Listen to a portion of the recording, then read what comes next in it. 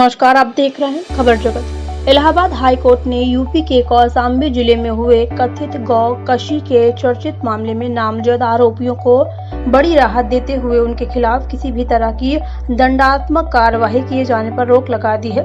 अदालत ने इस मामले में यूपी सरकार के साथ ही मुकदमा दर्ज कराने वाले विपक्षी को भी नोटिस जारी कर सभी से जवाब तलब कर लिया है। सभी को जवाबी हलफनामा दाखिल करने के लिए 1 महीने की मोहलत दे दी गई है। इस चर्चित मामले में 10 साल के मासूम बच्चे की बेरहमी से हत्या करने के आरोपियों पर पुलिस के साथ मिलीभगत कर पीड़ित परिवार के 71 साल के बुजुर्ग समेत 5 लोगों के खिलाफ फर्जी मुकदमा दर्ज करने का आरोप है कि दबंग किस्म के हत्या आरोपों ने पीड़ित परिवार को इसलिए गौकशी के मुकदमे में फंसाया है ताकि वह जेल चले जाएं और अपने परिवार के 10 साल के बच्चे की हत्या के मामले में ठीक से पैरवी न कर सके। इस मामले में कौशाम्बी पुलिस भी सवालों के घेरे में है, क्योंकि उसने न सिर्फ तथ्यों की सच्चाई पर की बिना घटना के 18 दिन बाद एफआईआर दर्ज की, बल्कि एफआईआर की तहरीर में दे दी गई शिकायत से अलग भी धाराओं में मुकदमा दर्ज किया गया था।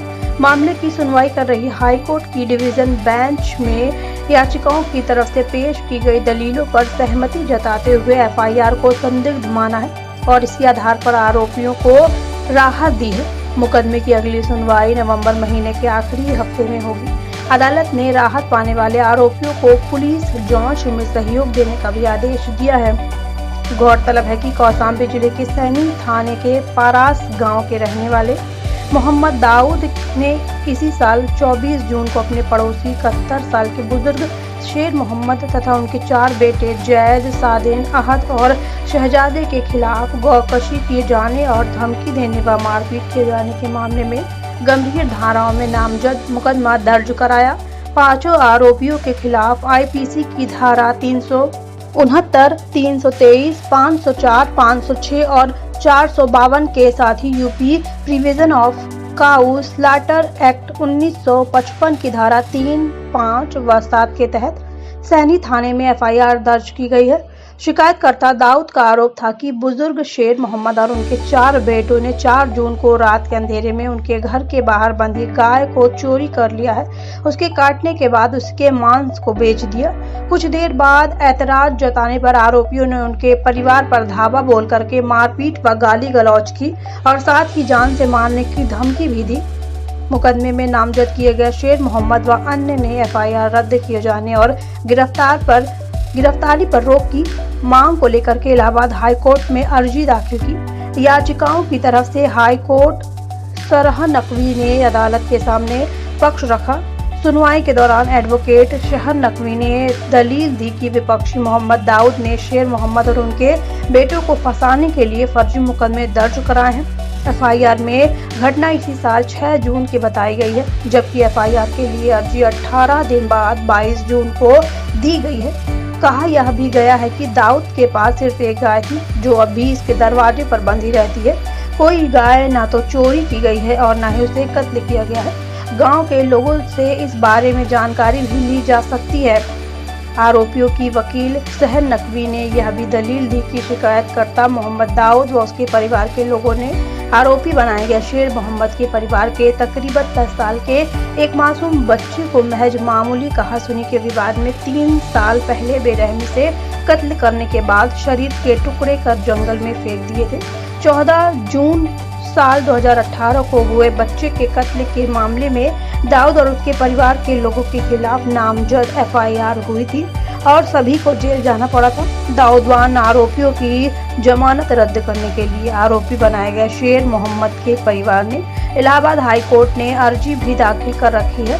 बच्चे के कत्ल के मामले में जैद नाम का आरोपी मुख्य गवाह भी है। आरोप यह भी है कि यूपी काऊ स्लॉटर एक्ट की धारा 8 10 साल तक की उम्र के गौवंश को मारने पर ही लगती है। एफआईआर की तहरीर पर गाय की उम्र नहीं दी हुई है, इसके बावजूद यह धारा लगाई गई है। वकील शहर नकवी के मुताबिक बच्चे के कत्ल के मामले में ठीक तरह से हो रही पैरवी को प्रभावित करने और पीड़ित परिवार पर फर्जी मुकदमा लगा करके उस पर समझौते का दबाव बनाने के लिए ही दाऊद ने पुलिस के साथ मिलीभगत कर फर्जी एफआईआर दर्ज कराई है। मौजूदा परिस्थितियों को देखते हुए अदालत को इस मामले में आरोपियों को फौरी राहत देते हुए सभी पक्ष को सुने जाने के बाद सैनी थाने में दर्ज गौवंशी व अन्य धाराओं की एफआईआर को रद्द किए जाने का आदेश देने की गुहार लगाई गई है। याचिका में पुलिस की भूमिका पर भी सवाल खड़े किए गए हैं और उस पर शिकायतकर्ता से मिलकर के फर्जी मुकदमा दर्ज किए जाने का आरोप लगाया गया है। पुलिस ने बच्चे की हत्या और इस मामले में 18 दिन के बाद शिकायत दर्ज किए जाने और पहलुओं को देखे बिना ही एफआईआर दर्ज कर गिरफ्तारी के लिए दबिश देना शुरू कर दी। मासूम बच्चे का बेरहमी से कत्ल किए जाने व बाद में पीड़ित परिवार के खिलाफ एफआईआर दर्ज होने की वजह से ये पूरा मामला काफी चर्चित हुआ था। सियासी गलियारों में भी यह मामला सुर्खियों में बना हुआ था। हाईकोर्ट में मामले की सुनवाई जस्टिस पंकज नकवी और जस्टिस नवीन श्रीवास्तव की डिवीजन बेंच में हुई। अदालत ने याचिकाओं की वकील शहर नकवी की दलीलों को सुनने के बाद आरोपियों को बड़ी राहत दी। अदालत ने आरोपियों के खिलाफ किसी भी तरह की दंडात्मक कार्रवाई किए जाने पर रोक लगा दी है। कोर्ट से राहत मिलने के बाद नामजद 5 आरोपी अब इस मामले में गिरफ्तार होकर के जेल जाने से बच जाएंगे। अदालत ने आरोपियों को पुलिस जांच में सहयोग देने को भी कहा है। मामले की अगली सुनवाई 29 नवंबर को शुरू होने वाले हफ्ते में किसी नए बेंच के सामने होगी। इस मामले में सरकार की तरफ से एडिशनल एडवोकेट जनरल AN मुल्ला ने नोटिस रिसीव की, जबकि मुकदमा दर्ज कराने वाले प्राइवेट विपक्षी दाऊद को कोर्ट के जरिए नोटिस भेजा जाएगा। 1 महीने में विपक्षी का जवाब दाखिल होने के बाद याचिकाओं को अपना रिजॉइंडर दाखिल करने के लिए 2 हफ्ते का मोहलत रहेगी। खबर जगत के लिए LN सिंह की रिपोर्ट।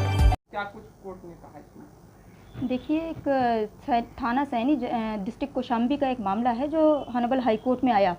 ये 22/6/2021 की एक FIR थी, जिसमें IPC की धारा 389, 323, 504, 506, 452 तथा काउ स्लॉटर एक्ट 358 के तहत मुकदमा लॉन्च किया गया।